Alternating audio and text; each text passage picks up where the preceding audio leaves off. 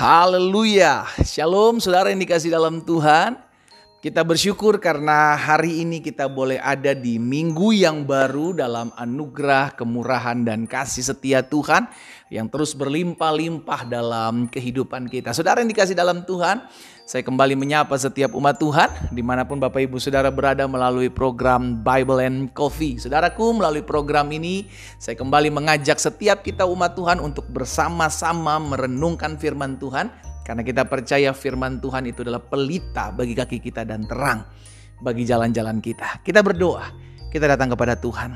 Bapa, terima kasih buat setiap kesempatan yang Tuhan berikan bagi setiap kami untuk kami boleh mendengarkan, merenungkan firman Tuhan. Karena kami percaya kami perlu dituntun, kami perlu diterangi, kami perlu dipimpin sehingga Tuhan membawa kami masuk dalam seluruh rencana-Mu yang ajaib.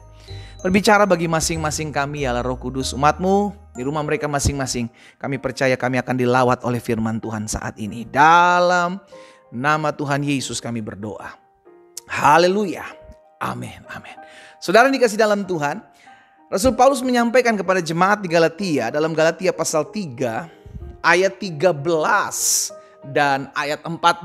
Saudara perhatikan ke Galatia pasal 3 ayat 13 dan ayat 14. Kristus telah menebus kita dari kutuk hukum Taurat dengan jalan menjadi kutuk karena kita. Sebab ada tertulis, terkutuklah orang yang digantung pada kayu salib. Jadi di dalam Kristus, orang yang percaya kepada Yesus Kristus, maka kutuk itu sudah dipakukan di atas kayu salib. Sehingga dampaknya terjadi apa setelah kita menerima Kristus di ayat 14. Yesus Kristus telah membuat ini supaya di dalam Dia, di dalam Yesus Kristus berkat Abraham, oh haleluya, sampai kepada bangsa-bangsa lain. Sehingga oleh iman kita menerima roh yang telah dijanjikan itu. Saudara yang dikasih dalam Tuhan, Alkitab jelas mencatat bahwa di dalam Kristus, melalui karya penebusan Kristus di atas kayu salib, maka kutuk, haleluya, diubahkan menjadi berkat. Sama-sama bilang sama saya, kutuk diubahkan menjadi berkat melalui karya salib. Amin. Itu sebabnya tidak ada lagi kutuk yang ditimpakan kepada orang yang percaya kepada Yesus Kristus. Ini mesti kita pegang. Hal ini mesti kita pegang dan hal ini mesti kuat sebagai landasan iman percaya Kristen. Bahwa orang yang telah menerima Yesus Kristus sebagai Tuhan dan Juru Selamat, maka saat itu juga segala kutuk-kutuk yang ditimpakan dalam hidup saudara dan saya, yang seharusnya kita mengalami kutuk dosa, kutuk keturunan, itu dipakukan di atas kayu salib, diubahkan menjadi berkat. Sehingga tergenapi firman Tuhan, supaya di dalam Yesus Kristus berkat Abraham sampai kepada bangsa-bangsa lain. Jadi jangan lagi berpikir, aduh masih ada kutuk apa yang menimpa hidup saya. Selama saudara udah menerima Yesus Kristus sebagai Tuhan dan Juru Selamat, maka tidak ada lagi kutuk dalam hidupmu. Bukan kutuk yang menimpa hidupmu. Kalau engkau masih susah, itu mungkin karena kemalasanmu. Bukan lagi kutuk. Selama engkau sudah percaya, jangan sampai lagi kita ditipu. Oh jangan-jangan masih ada kutuk dalam hidup saya. Padahal engkau sudah menerima Kristus sebagai Tuhan dan Juru Selamat. Bukan lagi kutuk saudara yang dikasih dalam Tuhan. Tetapi ada hukum yang disebut dengan hukum tabur tuai. Apa yang kau tabur itu yang kau tuai. Engkau menabur apa? Engkau menabur kemalasan. Kau akan menuai kemiskinan. Tetapi kalau engkau rajin, engkau tahu, engkau mengandalkan Tuhan, maka engkau akan lihat pertolongan Tuhan. Engkau akan lihat pembelaan Tuhan. Jadi bukan lagi kutuk yang ada dalam hidup orang percaya kepada Kristus Yesus. Karena jelas Alkitab mencatat kutuk itu sudah dipakukan di atas kayu salib. Dan Kristus dalam kehidupan kita menjadi berkat. Dan saudara dan saya diberkati dengan berkat Abraham. Itu yang kita terima. Ya, tetapi kalau ada kesusahan dalam hidupmu, itu mungkin proses, tapi cek, jangan-jangan bukan proses, tapi itu juga kemalasan dalam kehidupanmu, yang akhirnya engkau tabur kemalasan, engkau akan menuai kesusahan, engkau akan menuai kemiskinan. Bukan lagi kutuk. Jadi hari ini saudara dikasih dalam Tuhan, kita mesti pastikan terlebih dahulu bahwa hidup orang percaya kepada Yesus Kristus jelas di kutuknya sudah dipakukan di atas kayu salib. Karena jelas Alkitab sudah katakan, orang yang dipakukan di atas kayu salib, terkutuklah orang yang digantung pada kayu salib. Jadi kutuk itu ditimpakan.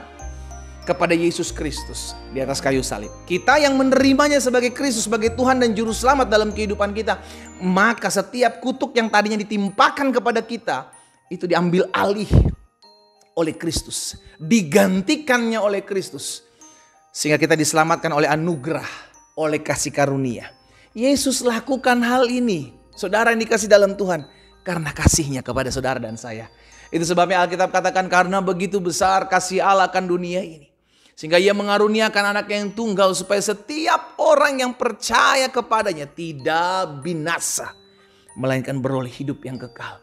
Jadi berdasarkan kasih Kristus dalam hidup saudara dan saya, Dia ambil kutuk itu, dipakukan di atas kayu salib.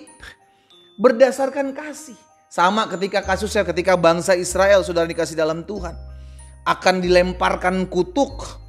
Maka apa yang terjadi? Kita lihat sama-sama Ulangan 23 ayat yang kelima. Ulangan 23 ayat yang kelima, firman Tuhan bilang begini, tetapi Tuhan Allahmu tidak mau mendengarkan Bileam, dan Tuhan Allahmu telah mengubah kutuk itu menjadi berkat bagimu, karena Tuhan Allahmu mengasihi engkau. Haleluya. Saudara yang dikasih dalam Tuhan, kita bersyukur. Karena kemurahan Tuhan, kita menerima berkat Tuhan. Karena itu stop bermain-main dengan kuasa-kuasa kegelapan. Engkau sudah dibebaskan dari kutuk. Engkau sudah dibebaskan dari kutuk dosa. Engkau sudah dibebaskan dari kutuk keturunan. Garis kutuk keturunan. Engkau sudah dipatahkan dari segala kutuk Adam. Dihancurkan di atas kayu salib. Kita ditukar dari kutuk menjadi berkat oleh karena pengorbanan Kristus. Karena itu jangan lagi kembali bermain-main dengan kuasa kegelapan. Itu yang engkau tabur, dan engkau akan menuai dari apa yang engkau tabur, saudara yang dikasih dalam Tuhan. Karena itu pastikan, perhatikan bagaimana setiap langkah kita.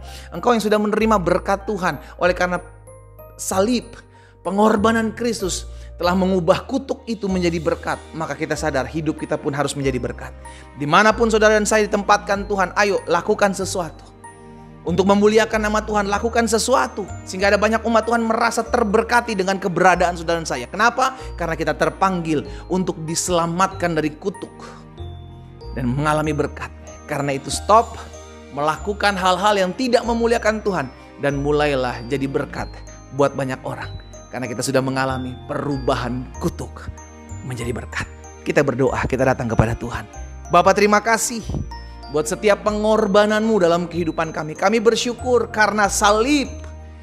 Kami menyadari bahwa kutuk sudah dipakukan di atas kayu salib, dan kami diubahkan menjadi pribadi yang baru. Kami terima berkat Abraham. Kami percaya berkat itulah yang memampukan kami untuk menjadi berkat bagi banyak orang lain, sehingga nama Tuhan Yesus dipermuliakan dalam hidup kami.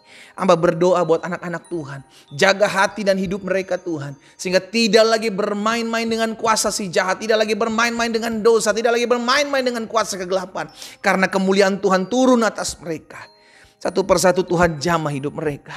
Tuhan ingatkan mereka bahwa mereka adalah pribadi-pribadi yang sudah diselamatkan oleh pengorbanan Kristus di atas kayu salib. Hamba berdoa juga buat yang sakit, karena hamba percaya bilur-Mu yang menyembuhkan setiap kami.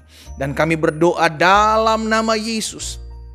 Kami yang sakit sudah dijamah dan disembuhkan Tuhan. Kami terima dengan iman, terjadi dalam nama Yesus. Terima kasih Bapa. Kami percaya dan kami bersyukur buat setiap benih firman Tuhan yang sudah kami dengar. Terima kasih Tuhan Yesus sudah mengasihi kami. Di dalam nama Tuhan Yesus Tuhan kami berdoa. Haleluya. Amin.